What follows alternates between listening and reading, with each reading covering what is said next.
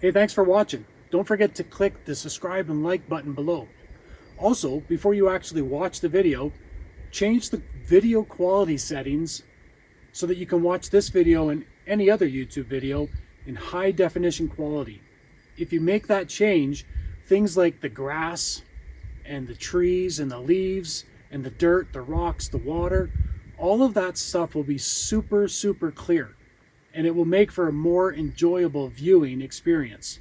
Otherwise, things will be a little bit blurry and not so clear, and that's not fun. So if you're not sure how to do it, go to the comments section, and right at the very top, I will put a comment.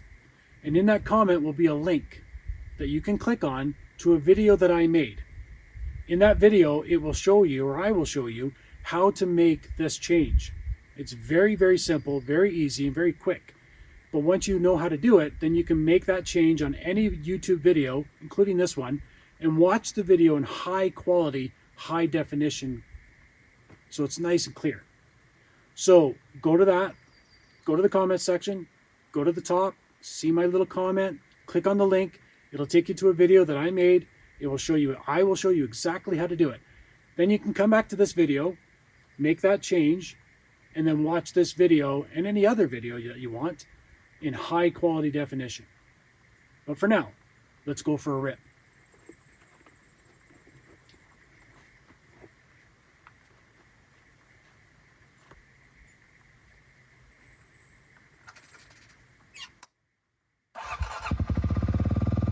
See you out there.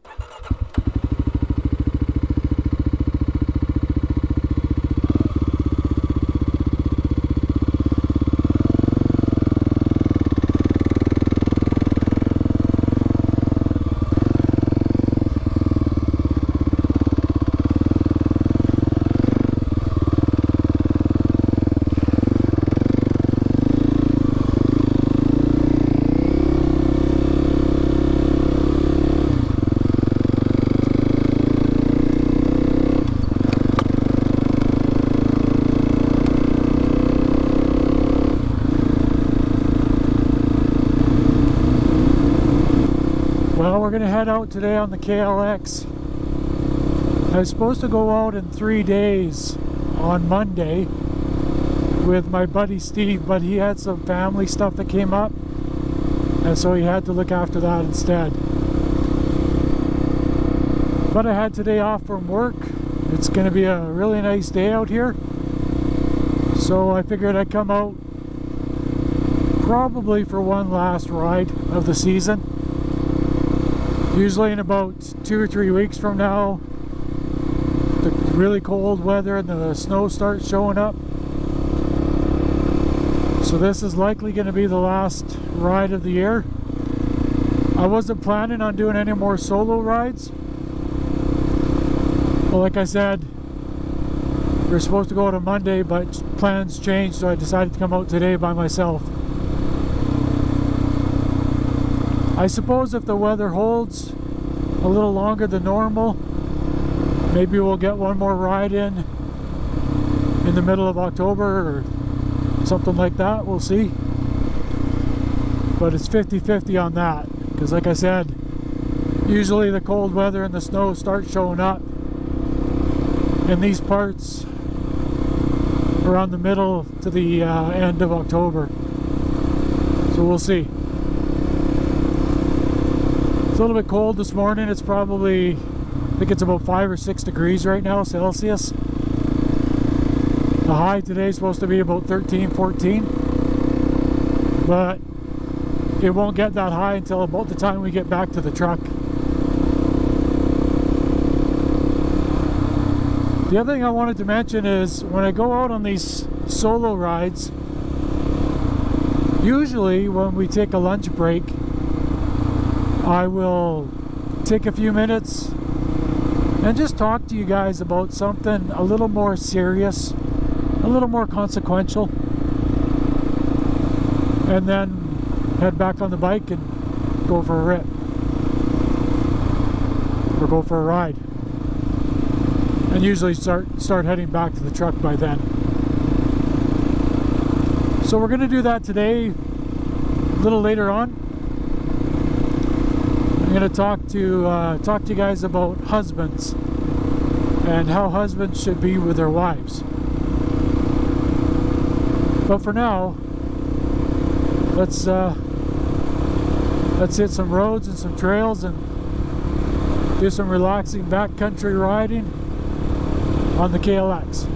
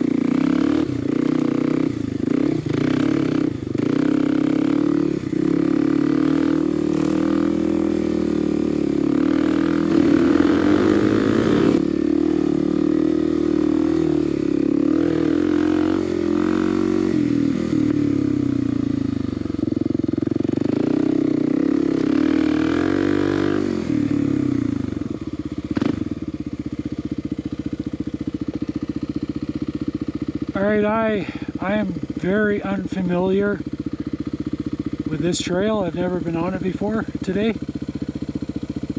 So I might go a bit slower just because I'm not sure what it's like and what it has in store.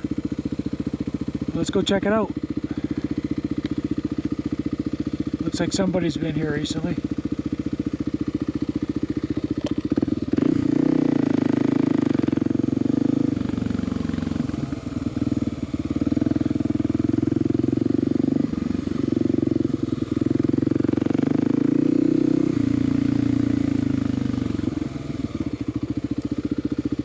That looks deep.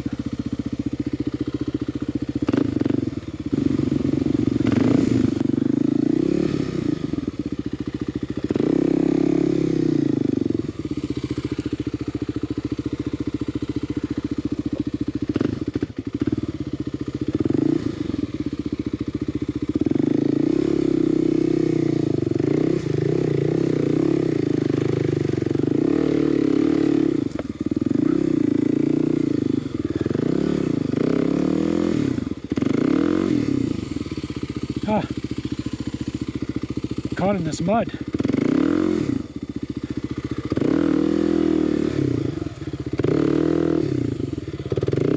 Boy, that's thick because I got good tires on.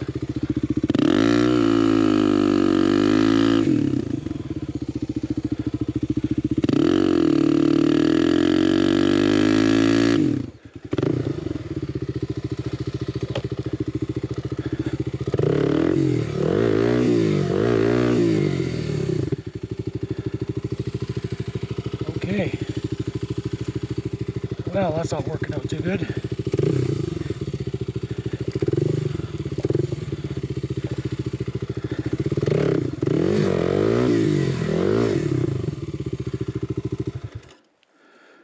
Well, I might have to dig myself out. That's crazy. That's thick mud. Yeah, she's buried in there pretty good. That's heavy, heavy, thick mud. And the bike is just standing upright because it's just solid in there. Well, the joys of being out here alone. I gotta figure this out. Well, back in a bit. Let's continue on our way and see what the rest of this trail looks like.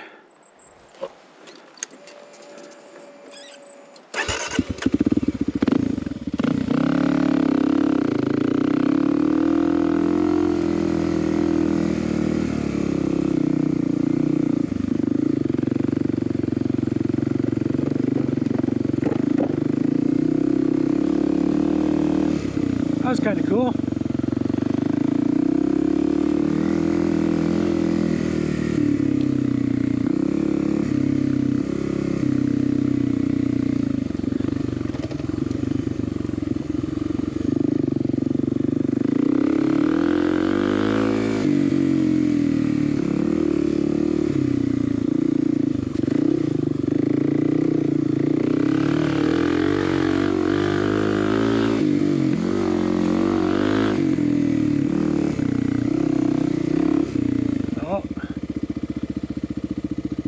Let's try this one.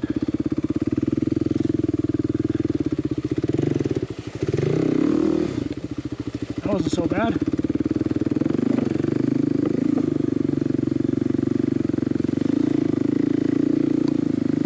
Those walkways are kind of cool.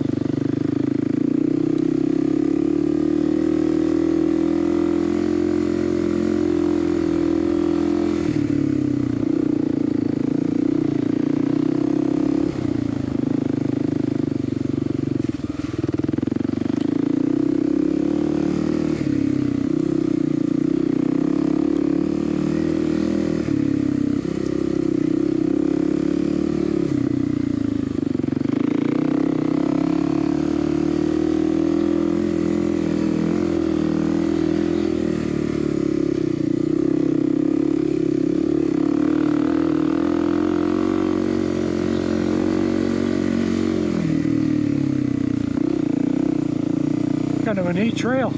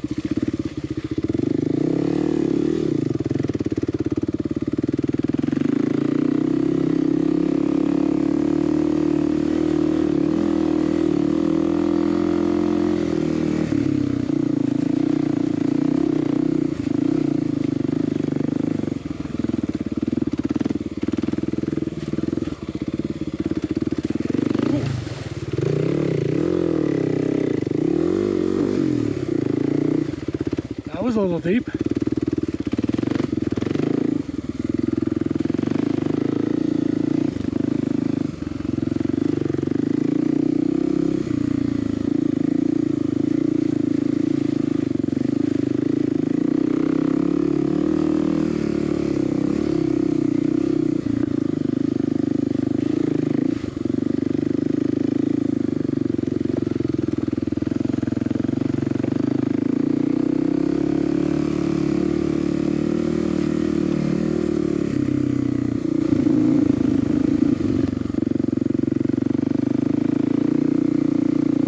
Let's head back into familiar territory.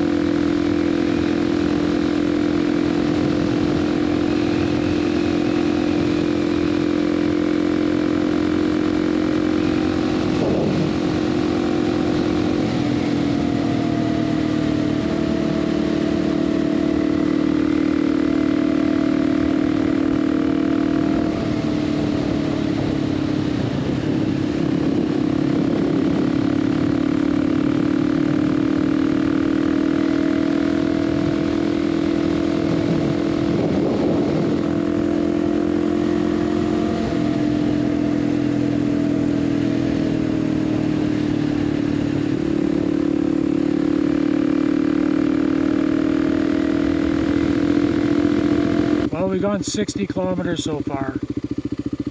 Let's head up this hill, and then at the top or near the top we'll turn right and then go down that trail and find a spot somewhere down there, well, down that way anyways, for lunch.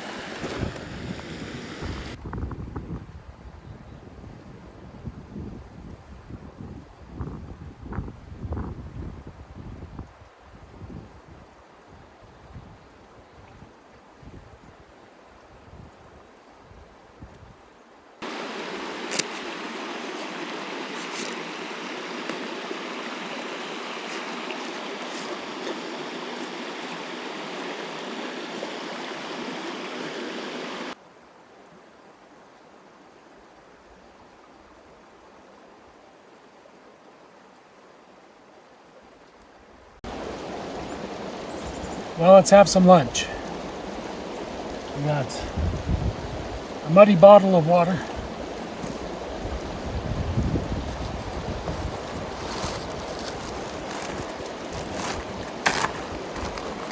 Some corn nuts. Green peppers. A meat stick and a cheese stick. And a Snickers.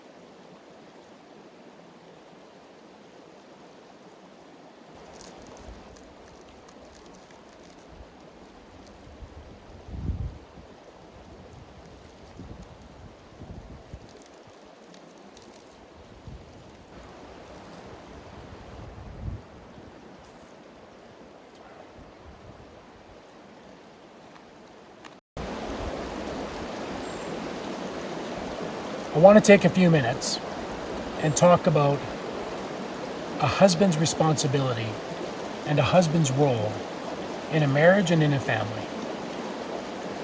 The main passage in the New Testament is Ephesians chapter 5. I'm going to put the words up on the screen, but for now I'm going to read them. Ephesians chapter 5, verses 25 through 33.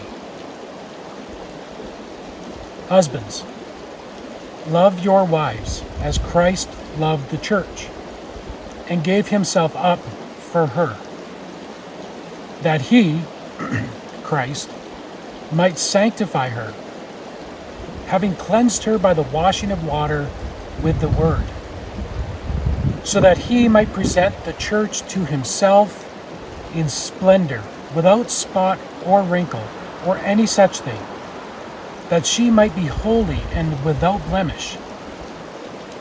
In the same way, husbands should love their wives as their own bodies. He who loves his wife loves himself. For no one ever hated his own flesh, but nourishes and cherishes it, just as Christ does to the church, because we are members of his body. Therefore, a man shall leave his father and mother, and hold fast to his wife, and the two shall become one flesh. This is a profound mystery, and I am saying that it refers to Christ and the church. However, let each one of you love his wife as himself, and let the wife see that she respects her husband.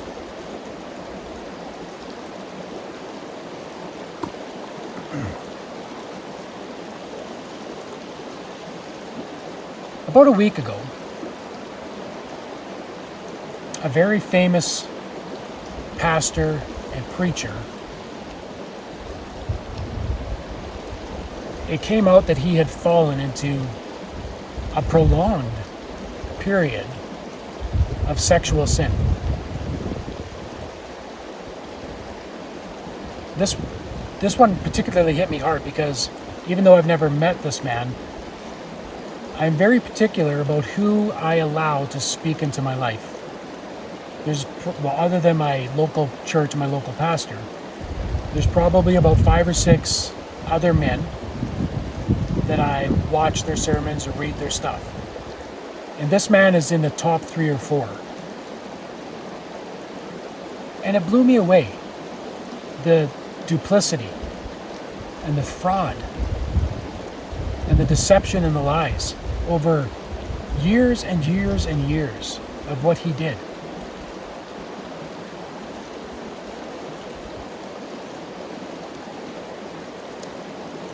So as I was preparing for this ride, I was thinking, what should we talk about during our lunch break? And I got to thinking about him and his wife, his poor wife and his poor family, his kids, his grandkids, but especially his wife. obviously his church family and his friends, and then all of the probably tens of thousands, if not hundreds of thousands, of people around the world, like me, who have allowed this man to teach us and to speak into our lives. Now, the truth that he taught still stands on its own, because God's truth is God's truth. It stands on its own. But he threw it all away. He was a very, very good, gifted preacher. And he threw it all away for emotional and sexual pleasure.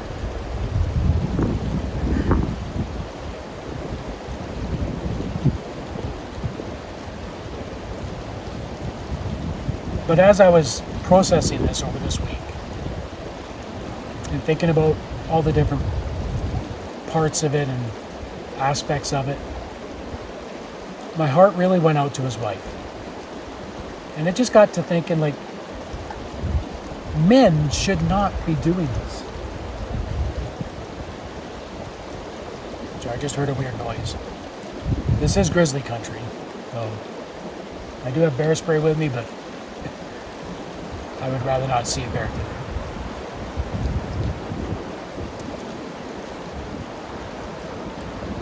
But men should not be acting like this. Husbands should not be acting like this.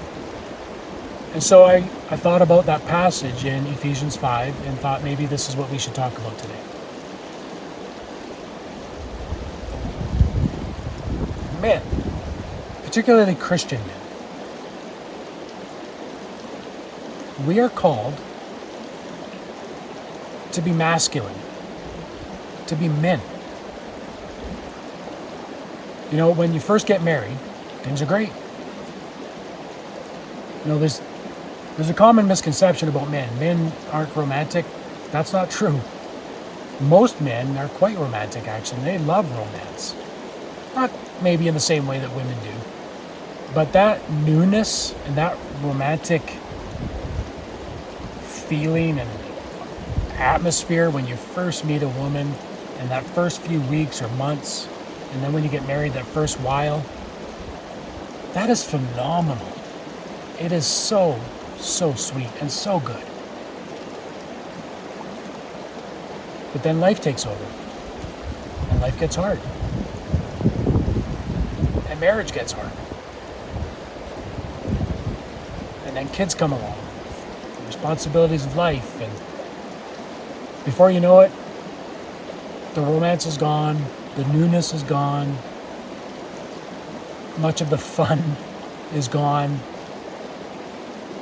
And this is where it counts. This is where love counts. Because love is a choice. It's not all about romance.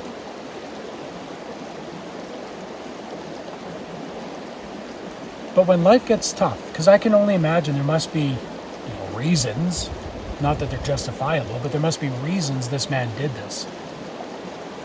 But when the going gets tough, men, we bear up. We take it on. We're masculine, we're tough. This is our responsibility, is to cherish our wives, even when it's hard. Even if your wife isn't as nice as she was when you first got married, or isn't as pretty. Neither are we. We get older too. We're not so handsome anymore either. But even if your wife isn't as pretty as she used to be, and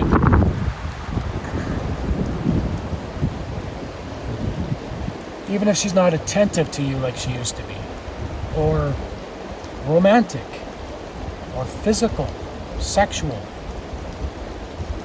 even if she nags you and everything you'd say and do is wrong, or she can treat you rough, but you can't treat her the same way she treats you. Even if all of that's true, even if all of that was true in this man's life, and I'm not saying it was, but I've been around for 50 years now, so I know how marriage can be, and I know how, I've talked to other men as well, and marriage can get tough. But even if all of that was true for him, he is a man. He is called and commanded to emulate Christ's love for his church. Now, Christians aren't always faithful, are we? We're not always loyal. We're not always kind. We're not always obedient to the Lord. Yet he remains faithful. He remains steadfast and loyal. And that passage in Ephesians 5 tells us that we, men, are supposed to be like that with our wives.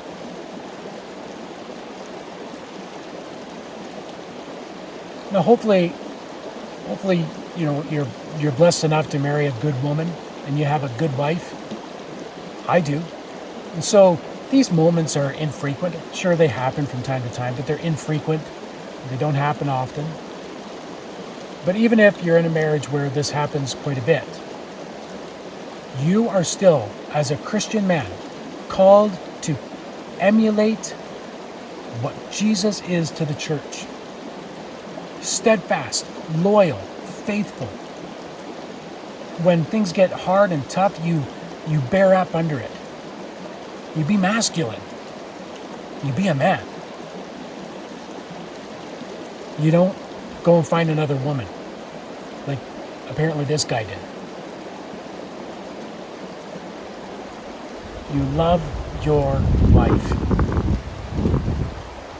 And you be faithful to your marriage vows.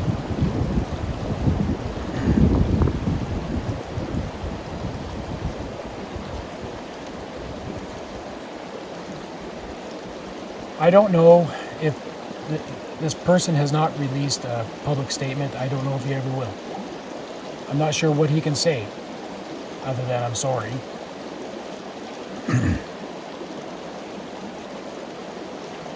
Now, I can't say whether or not this man is actually saved or if he was a fraud that way.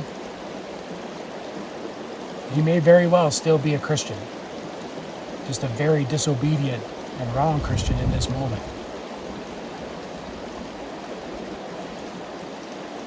But he has certainly forfeited the right to be a pastor and a teacher of the Bible for a very, very long time, likely a lifetime. And in fact, given his age, because he's older, he will never, ever be a pastor or a Bible teacher again. He threw it all away. And, in my job, I see so many broken families, dysfunctional families.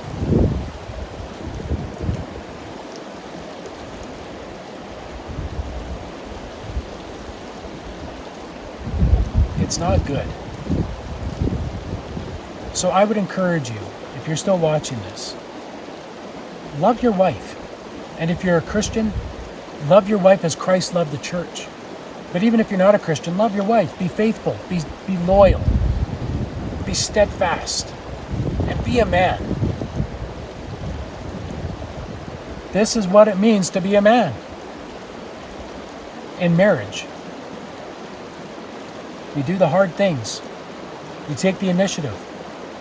And when things still aren't working out, you stay faithful. And you love your wife. Even if you don't feel like it. That's what being a man is.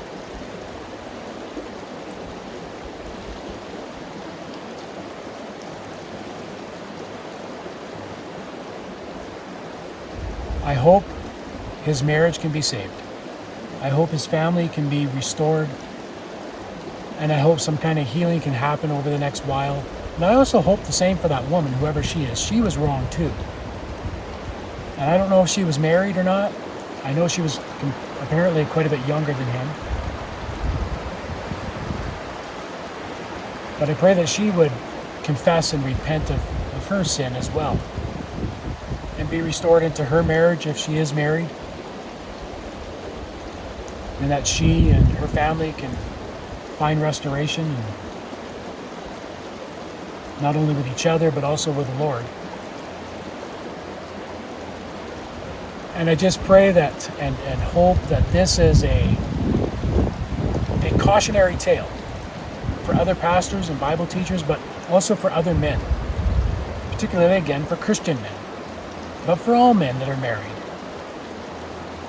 You don't want to throw your marriage and your family away.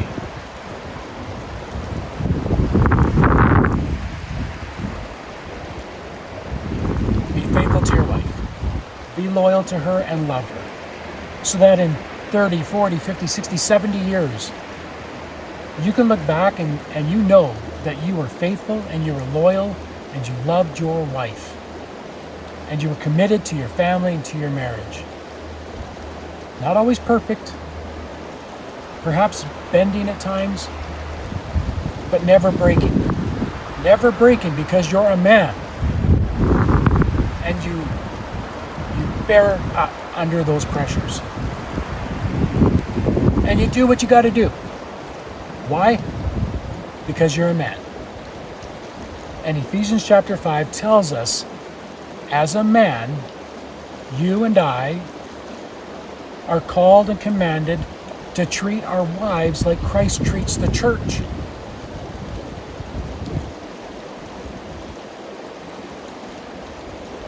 So if you ever find yourself in a predicament, in a situation where things are starting to go sideways,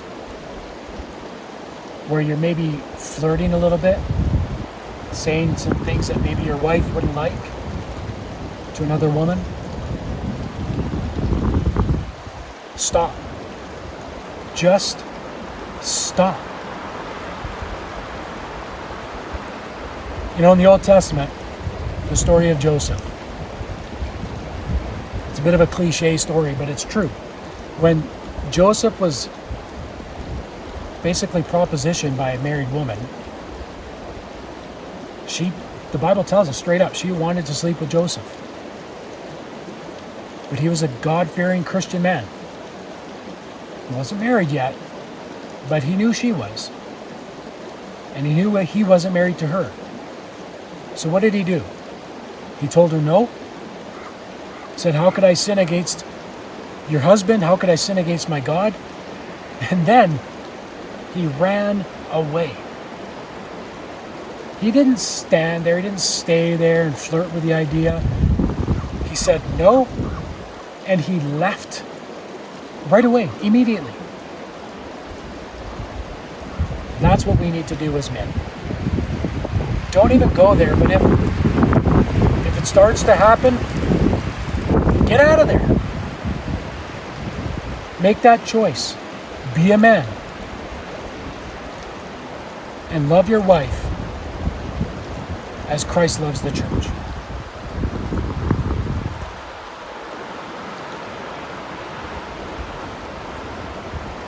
Anyway, that's all I got today. So I think in a couple of minutes here, we'll get the bike going again and we'll head back to the truck. It's pretty much just road riding from here, but there's some nice scenery, so I'll record a little bit of that. And we'll go back to the truck, and this is very likely the last ride of the season. If the weather stays nice, maybe in 2 or 3 weeks, if my buddies are heading out again, maybe I'll go out with them. So we'll see you in a couple of weeks on the bike. Or we'll see you next spring on the bike in 7 or 8 months. I'm not sure yet. I do have some other ideas about what to do with the channel over the winter, but I'm going to make another video about that and talk about that down the road in the next, I don't know, the next 2, 3, 4 weeks sometime. Other than that, I'll see you on the road here in a minute.